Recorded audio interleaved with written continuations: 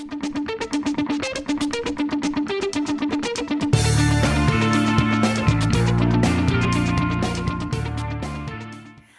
and welcome to Digital Stratosphere, the podcast that provides independent and technology-agnostic advice to help organizations through their digital transformation journeys. Regardless of where you are in your digital transformation, whether you're just starting out or in the midst of your journey, this show covers everything you need to know to make your digital transformation successful. My name is Sarah Dogovich and I'm your host. Thank you so much for joining us today. In today's episode, we are going to cover the ever-changing landscape of ERP software vendors pivoting toward the cloud. Today, nearly all ERP software vendors have created a cloud solution to provide more options to businesses. With that said, there are a lot of advantages and disadvantages to consider when comparing cloud and on-premise software solutions. As cloud solutions become more readily available, it's important to have an understanding of the evolution toward the cloud and distinguish the pros and cons before dialing in on which software your team will ultimately pursue in your digital transformation.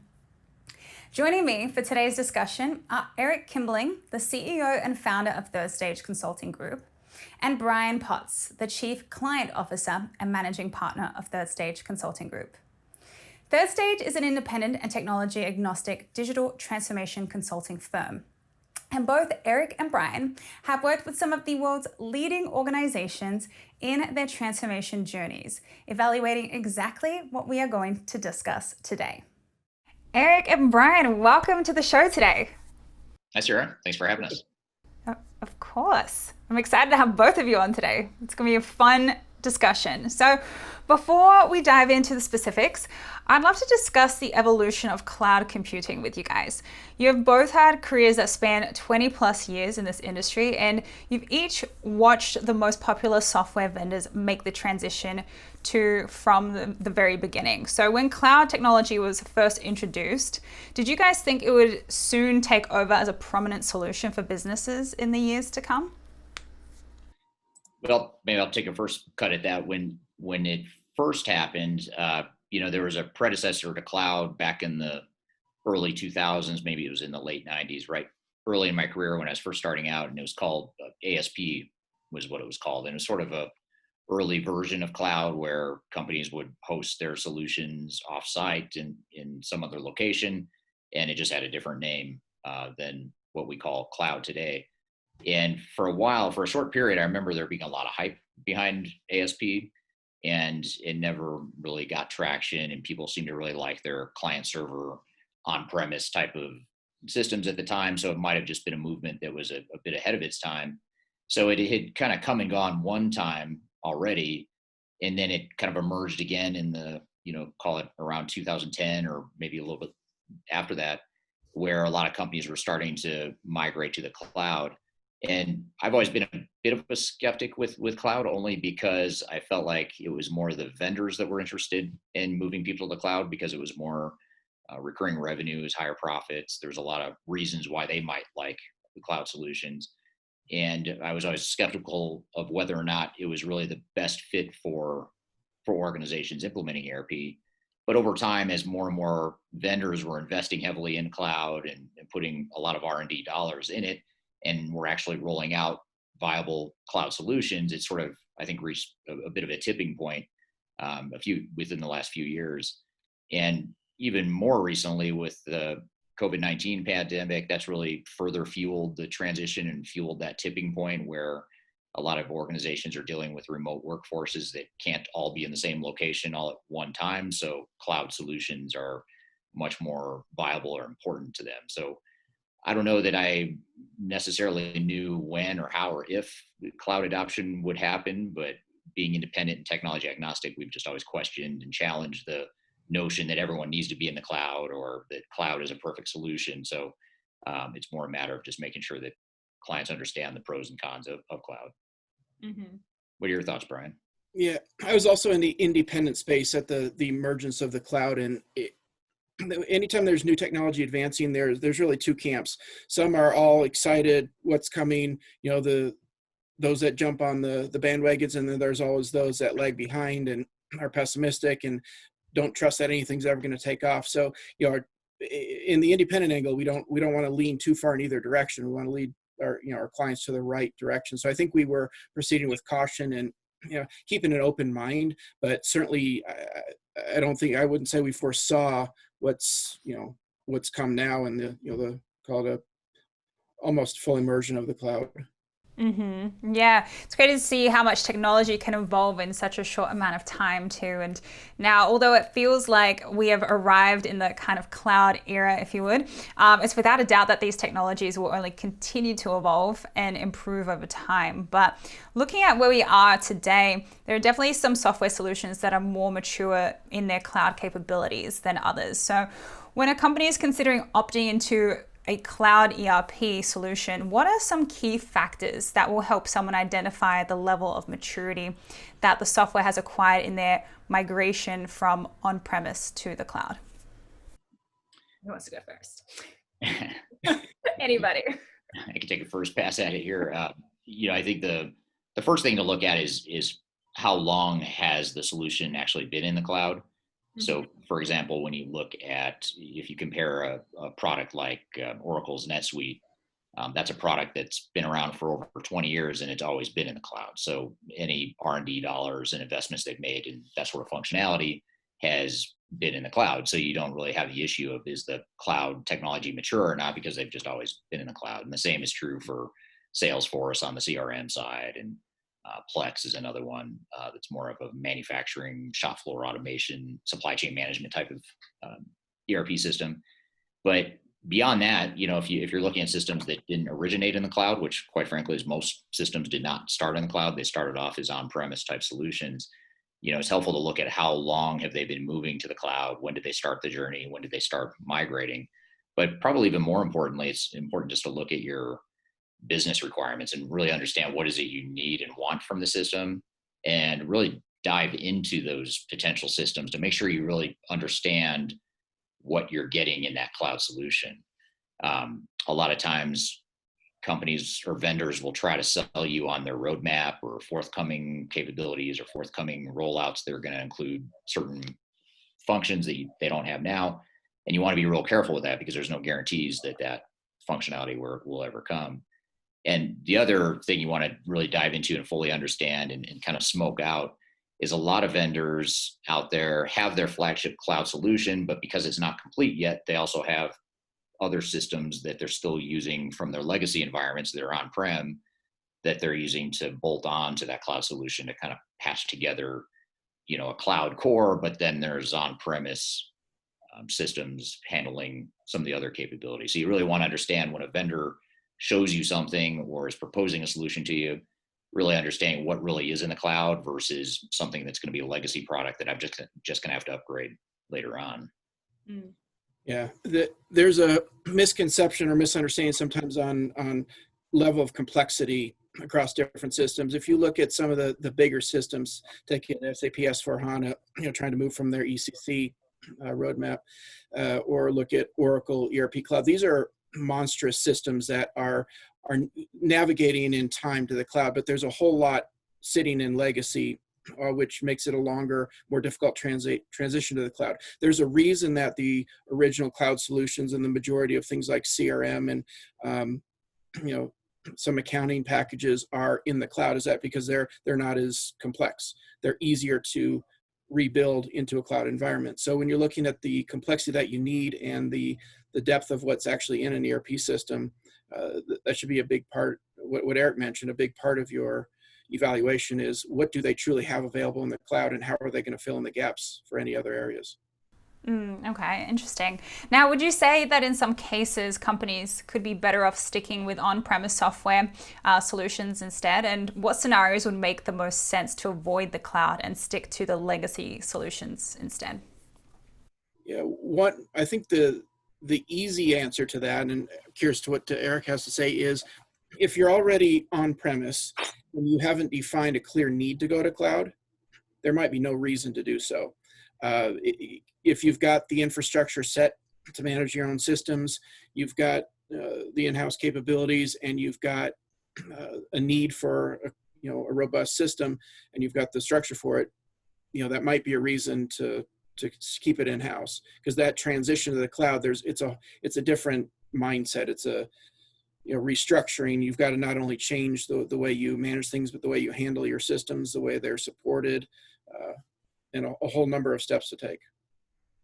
Yeah, I agree with that. And I think the thing I'd add is that, you don't really know, there is no one size fits all answer. I mean, we don't really know for any given company we first work with, we don't know right away whether or not cloud's going to be the right solution for them or not until we better understand their business needs and requirements. And you also have to look at things like Brian talked a little bit about cost and that sort of thing, but you also have to look at risk and what the risk tolerance is for your organization, your willingness to change as an organization. That's another thing that people often underestimate, is that if you have a culture of highly tenured employees and you have some really old legacy systems that have been around forever and they've worked fairly well, it's just going to be harder to transition away from that, even though the technology is arguably better and it's going to be more sophisticated and longer term might be a great fit. It's still going to be a big jump for a lot of organizations. So I think it's really important to recognize that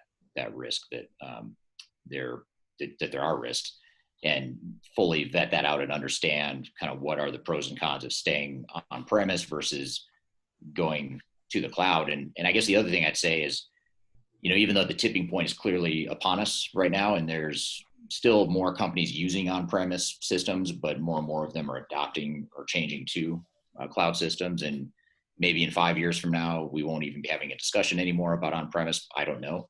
But I guess the word of caution is that, I've seen a lot of these trends and pendulum swing back and forth, and trends come and go. And who knows, especially the way the 2020s are shaping up so far, who knows what's going to happen in the world of technology, and is there something better that comes along? Are we overemphasizing cloud? Could there be some big security breach in the future that would cause companies to want to scale back and go more on premise? I have no idea. So those are just the kind of things, I guess we don't want to get too caught up into what we think the future is going to be, and everyone's doing something that involves the cloud, so therefore we should. It's really just more important that we as an organization look at what's best for us.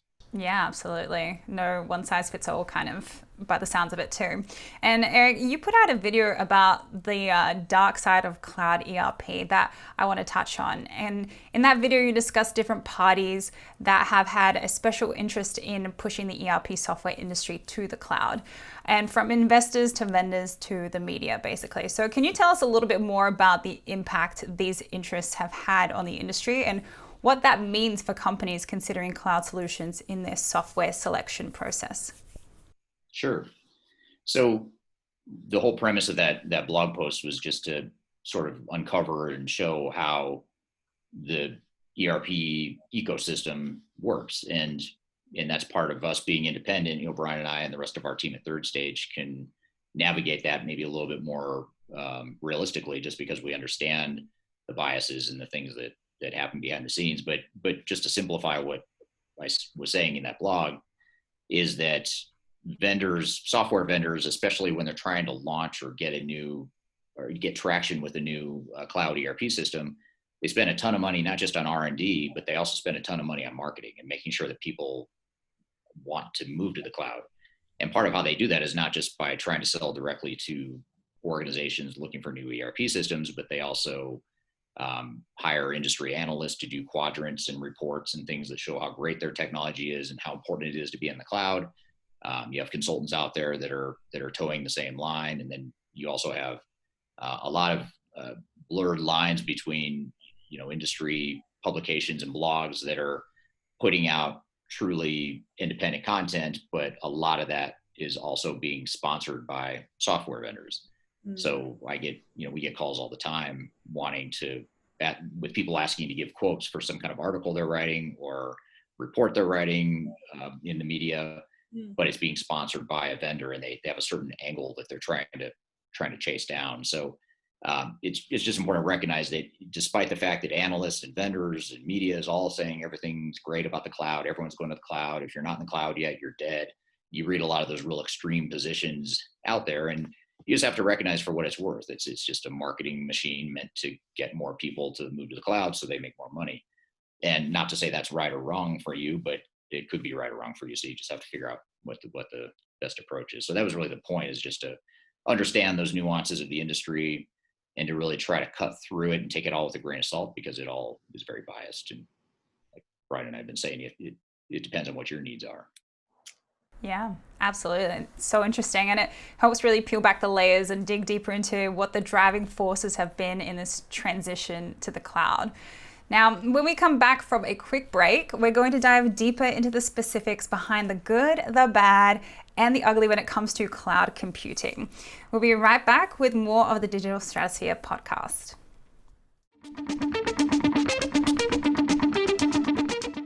Welcome back to the Digital Stratosphere podcast. I'm Sarah Djokovic, speaking with Eric and Brian from Third Stage Consulting. So let's dive into the advantages and disadvantages of cloud ERP solutions. So obviously there are pros and cons that come with nearly every solution. Can you speak on the broad advantages that a cloud ERP solution can bring to an organization that they may not see if they stick with a legacy on-premise software? Well, I think the first ones that come to mind are, first of all, your upgrades are going to be handled more behind the scenes, and you're going to be more likely to keep up with emerging technologies and advancements in technology without having to take time out of your operations to go do a more formal upgrade or re-implementation, as companies used to have to do in a pre-cloud environment. There's also, I think, for a lot of systems, not all of them, but for a lot of them, especially the systems that have been cloud-based for a long time, there's a sort of a user interface, look and feel, ease of use type of advantage that a lot of these systems have. There are some cost savings or benefits to potentially be had with not having to build out a physical and organizational IT infrastructure to support a big on-premise type of deployment. So those are a few of the cost savings, if you will, that come to mind. Yeah, one thing I've been talking to some clients about is the integration with what we'll call emerging technologies. Not that you can't do it with on-premise, but there's an ease of access and constant development and integration when you're talking cloud platforms, when you're talking about access to data, usability in some cases of that data, sharing of data. Opens up some risks as well, but one thing you want to look at is where you're going as an organization. Where is it? I think the general theme here is, where are the vendors, per the earlier comment, and tying to the dark side, is where are vendors putting their efforts and money? It is in the cloud. It is on the emergence of those newer technologies, so they tend to integrate a little bit better as a whole. Okay, that makes sense. Now, let's reverse this. What general disadvantages would a cloud ERP solution introduce to an organization that they may not have experienced if they were to stick with an on-premise software? Well, the two biggest ones that come to mind are, first of all, the relative lack of flexibility of cloud solutions. So with on-premise systems, for better or for worse, you were able to customize the software and change it to do what you wanted it to do. With cloud solutions, you don't have quite that flexibility, because especially in SaaS or software as a service types of cloud deployments, which is different than a hybrid cloud solution, where you are in a hybrid cloud solution, you would have just an on-premise system, but it's installed somewhere else in the cloud, but you could still customize it and do what you want with it. Whereas software as a service is what they call multi-tenant, to where multiple companies are using that same software. Your data and everything is isolated, segregated, secure, but you're using the same software, and there's fairly limited changes you can make to that software because it's being used by hundreds or thousands of companies and users. So that lack of flexibility is one that is underestimated in terms of what the risk and pain might be to go along with that. And the other one that comes to mind, or the other disadvantage that many in the industry don't want to talk about, is the cost. You'll get sales guys that insist the cloud is going to be cheaper in the long term than on-premise, and that's simply not always true. In fact, I would argue that I don't have data to back this, but it could be that it's the inverse, and it's actually more expensive for a lot of organizations. I don't know if it's a majority or not, but we see a lot of organizations that end up spending more with their cloud solutions because, yes, maybe they got rid of some servers and staff that they didn't need to support the system longer term. But now, much like leasing a car, you have this ongoing annual subscription fee that's never going to go away. So it's a lot like leasing versus buying a car. In some ways, when you buy a car, you can do whatever you want to it. You can paint it. You can change it. You can add new rims or wheels or whatever you want to do. And eventually you pay it off and you don't have a payment. You just have the ongoing maintenance. But with a lease, the downside of a lease is that you can't change the car. You can't paint it. You can't change the way you got it. And that payment goes on forever, at least until you get another lease. So, to me, the cloud is a lot like the leasing option, where it has its advantages. It works for a lot of organizations, but there's also a potential downside or trade-off that companies have to make too. That's a great comment. We get calls from a lot of clients who have just gotten to the contract phase thinking, oh, sweet, we're going cloud. And then they realize what it's actually going to cost. They actually run the scenarios, and finally the CFOs get involved and say, hold on, what are we talking, year over year? There's expanded costs around integrations, things that you don't foresee. The support costs when you're bringing in these external parties increase. You're offloading the potential internal cost, but it doesn't go away. So it gets sent around and probably multiple parties externally out, the integration parties, and that's an ongoing cost too. If you're tying to your web portals and all that, it tends to accelerate beyond what people initially think when they get that.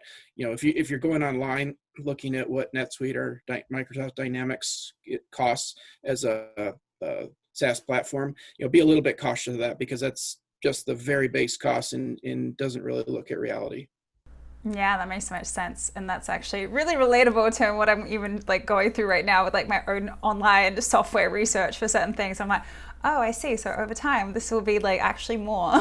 And even though it might have some benefits, but at the same time, they are almost the same thing. So always really important to do some research. And based on everything you've touched on, it seems like the answer to whether one should pursue a cloud-based ERP solution or an on-premise solution is truly just unique to the organization and their specific needs. And when a company is just starting out on their digital transformation, should they include both cloud and on-premise software solutions to their shortlist? Or are there things that they can do to determine whether they should go one way or the other before they start meeting with vendors? Well, it's becoming more and more common over time that it's getting harder to even find on-premise solutions that are still out there. And they do exist. There are systems that you can get that are on-premise. In fact, some vendors have both. They offer cloud offerings, but they also offer an on-premise deployment still. But I think over time, that's the scale's tipping towards more cloud, because ultimately what vendors want is they want to have one cloud solution to be able to support, so they can dump all their R&D dollars in that one solution and not have to worry about managing multiple systems. For the most part, some vendors, there's exceptions because they have distinctly different product lines. Like Oracle, for example, owns NetSuite, and they also own Oracle ERP Cloud. I don't foresee them merging those two systems together, but those are so big and they've got such big install bases, they can kind of survive and coexist together. So I think the question becomes, do you want to look at vendors that have the option for either cloud or on-premise? So in other words, if you're not sold on cloud and you think you might want on-premise, then the question might become, well, maybe I just focus my short list on those vendors that give me the option to do one or the other. It's going to be hard to find many vendors, if any, well-known vendors that are strictly focused on-premise and don't have a cloud solution, just because that's, like I said, where the industry is going. So I think that's probably the best way to handle it. But even in those cases where you're looking at vendors that have either deployment option available, you just have to think about long-term viability. And is that, if I go with an on-premise option, is that really going to be around in 5 or 10 years? Is the vendor going to cut that off and eventually say, I have to move to the cloud anyway, and so should I just go to the cloud now? Those are the types of questions and discussions that we get into oftentimes with our clients. Yeah, what we're seeing more actually in recent discussions is those organizations that have on-premise, and they're wondering, is it time to move to cloud? And really what the decision is coming around is it worth sticking with a solution that works and looking at building sort of a best of breed to fill in missing functionality? And those best of breed solutions, by the way, are pretty much always cloud, not all, but generally cloud, versus let's upgrade everything and get to the cloud now. I think that's a more common scenario that we're looking at. And when is the time right to rip and replace? The general thoughts around that are to run a business case. Just to go to cloud because everyone's saying you have to, or because your vendor says you have to, is not a good reason. But if you're starting to see pains in the business, if it's looking it's time to replace your ERP, if it's looking like you need cloud advantages for some reason, then would be the time to start looking at and make sure that it's cost justified to make that jump. Yeah, awesome. This is all super informative, you guys. Thank you so much for sharing these insights. Now, if listeners want to learn more, what are some resources that you might suggest for them? Well, in addition to subscribing to this podcast, I would also suggest going to the Third Stage website. That's the company that Brian and I work for. And we're an independent consulting firm, as you mentioned at the intro. And we have a lot of independent technology agnostic resources out there, blogs and white papers and videos and things of that nature. So if you go to thirdstage-consulting.com, that's a great resource where Brian and I are posting constant blogs and videos and that sort of thing, as well as other people from our team. Awesome. Well, thank you so much, Eric and Brian. We're about out of time, but again, thank you so much for being here today and just sharing all these insights with us. Thank you, Sarah. Of course. And thank you all for listening. My name is Sarah Dogovich, and we'll see you next time on the next episode of the Digital Stratosphere podcast.